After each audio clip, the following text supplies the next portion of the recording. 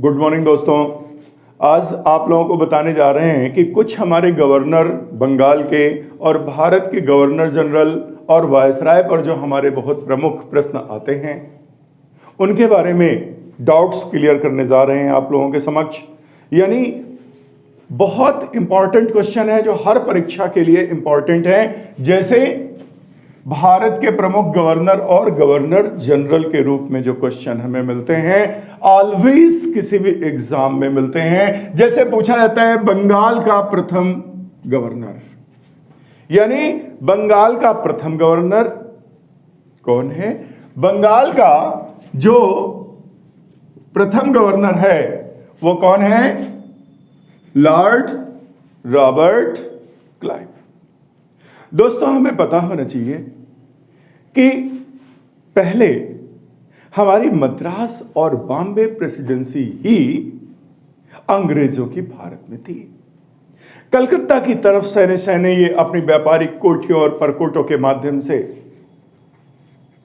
अपनी प्रेसिडेंसी पर काम कर रहे थे।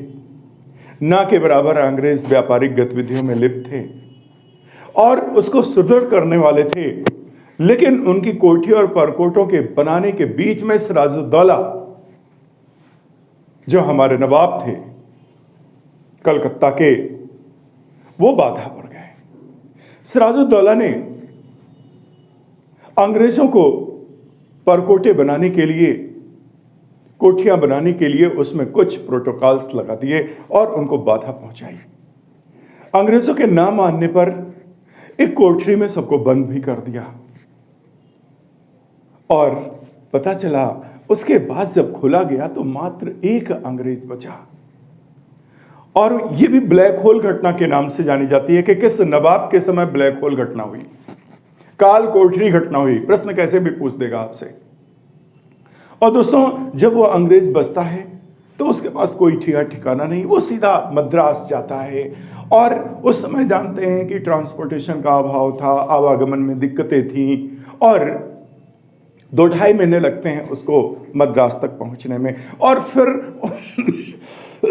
वहां रॉबर्ट क्लाइव से बातचीत होती है, बताता है। और उसके बाद रॉबर्ट क्लाइव यहां कलकत्ता में अंग्रेजों की तरफ से पैरवी करने के लिए आता है और उसने सबसे सुगम रास्ता अपनाया कि सिराजुद्दौला के सेनापतियों को कुछ लालच दे करके अपने पाले में लेना, और उसमें वो कामयाब हो जाता है। आप जानते हैं भारत में आस्तीन के सांपों की कमी नहीं है। आप तैयार करिए, दूसरी पाली में जाने के लिए तैयार रहता है। आज अगर भारत में इतनी जनजातियों ने, इतनी विदेशी देशों ने अगर शासन प्रशासन लूट मार की है तो वो हमारे लालची भाइयों के परिणाम के अनुसार। और वही हुआ। सिराजुद्दौला से कतई रॉबर्ट की सेना न जीतती, लेकिन जब उसके सेनापति लड़ने के फेवर में नहीं है, लड़ ही नहीं रहे हैं, तो आखिर सिराजुद्दौला का कैसे जीत होती? परिणाम यह हुआ, सिराजुद्दौला मारा गया। और इस तरह उस प्लासी के युद्ध में रॉबर्ट क्लाइव ने जीत दर्ज की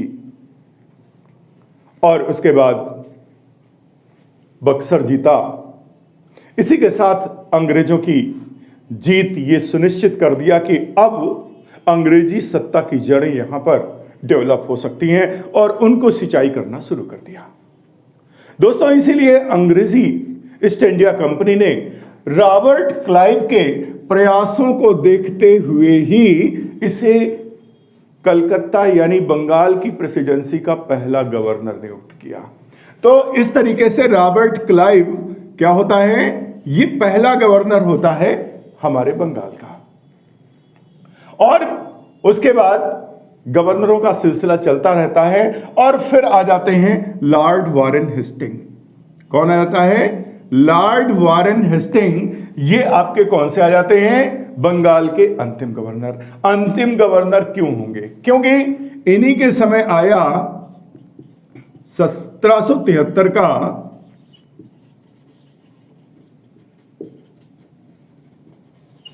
रेगुलेटिंग एक्ट। क्या आया? 1773 का रेगुलेटिंग एक्ट आया और उस एक्ट में क्या किया गया?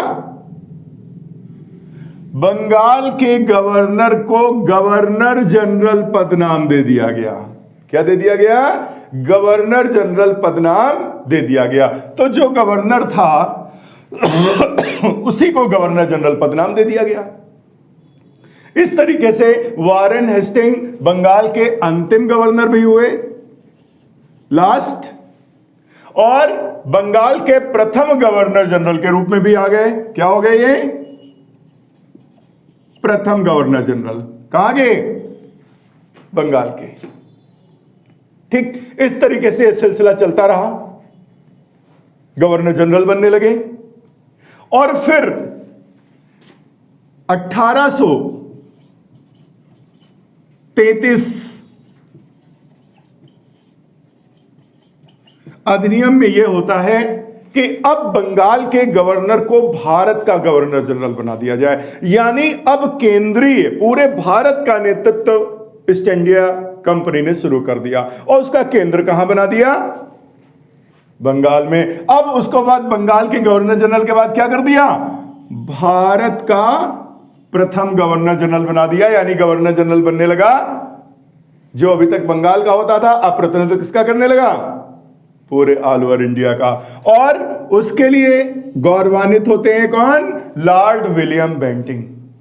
कौन होता है? लॉर्ड विलियम बेंटिंग भारत के प्रथम गवर्नर जनरल बनते हैं। यह सौभाग्य प्राप्त हुआ। तो दूसरी तरफ यही उस समय बंगाल के गवर्नर जनरल भी थे। अब अगर पूछा जाए कि बंगाल का अंतिम गवर्नर जनरल कौन था, तो देन कौन होगा?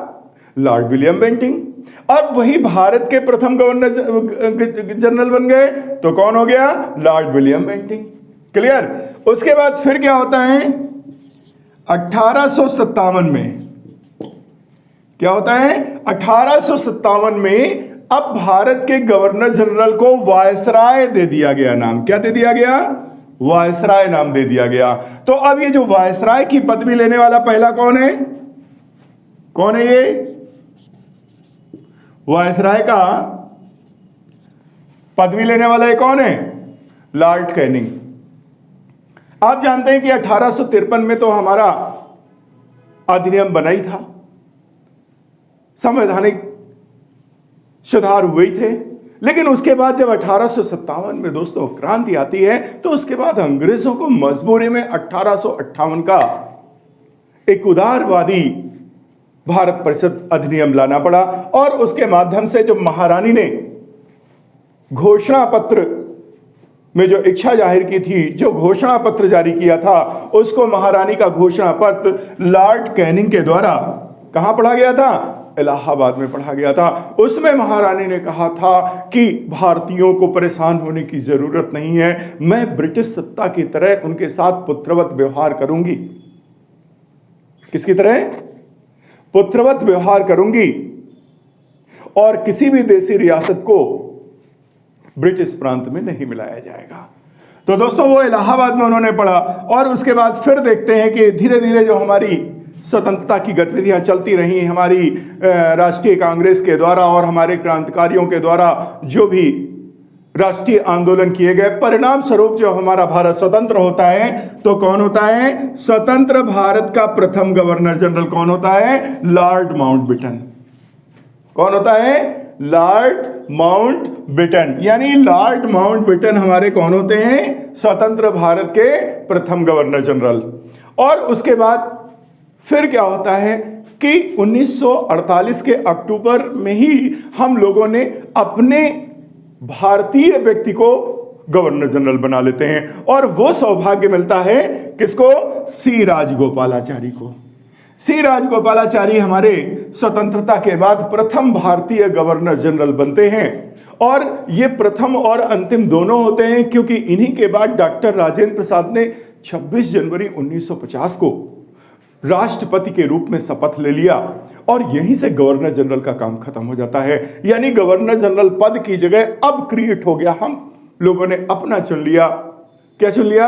राष्ट्रपति चुन लिया और हम लोग गणतंत्र बन गए। और इसी के साथ गवर्नर जनरल का चिट्ठा खत्म हो जाता है, पद खत्म हो जाता है। तो कह सकते हैं कि first and last governor general of India कौन था? First and last governor general of India तो सी राजगोपालाचारी हमारे ऐसे व्यक्ति हैं जो first and last governor general of India यानी प्रथम और अंतिम गवर्नर जनरल बनने वाले। तो इस तरीके से मैंने बताया कि ये प्रश्न बहुत पूछे जाते हैं किसी भी परीक्षा के लिए, छोटी मोटी परीक्षा के लिए लोगों को कंफ्यूजन बहुत हो जाता है। बंगाल का अंतिम गवर्नर तो कहीं किसी को लगा देंगे, है ना। अब बड़े आराम से कह सकते हैं बंगाल का अंतिम गवर्नर वारेन हेस्टिंग, ठीक है। और उसके बाद बंगाल का भारत का प्रथम governor general Lord William Bentinck, ठीक। इस तरीके से प्रथम वायसराय सीधा कैनिंग पे आ जाएंगे। स्वतंत्र भारत का लॉर्ड माउंटबेटन आ जाएंगे। लेकिन स्वतंत्र भारत का प्रथम भारतीय गवर्नर जनरल नाम लेते ही माउंटबेटन की जगह कौन आ जाएगा? सी राजगोपालाचारी, सी राजगोपालाचारी आ जाएंगे। तो मतलब इस तरीके से जब हम बहुत पेशेंस के साथ किसी चीज को पढ़ना सीखेंगे, ध्यान से देखेंगे, तो हमें सब कुछ बड़ी इजली आ जाएगा। हम लोग रट्टा लगाते हैं, इसीलिए वो चीजें हमें नहीं आती हैं, ठीक है। इस तरीके से ये हमारा चैप्टर खत्म होता है और फिर मिलेंगे। धन्यवाद।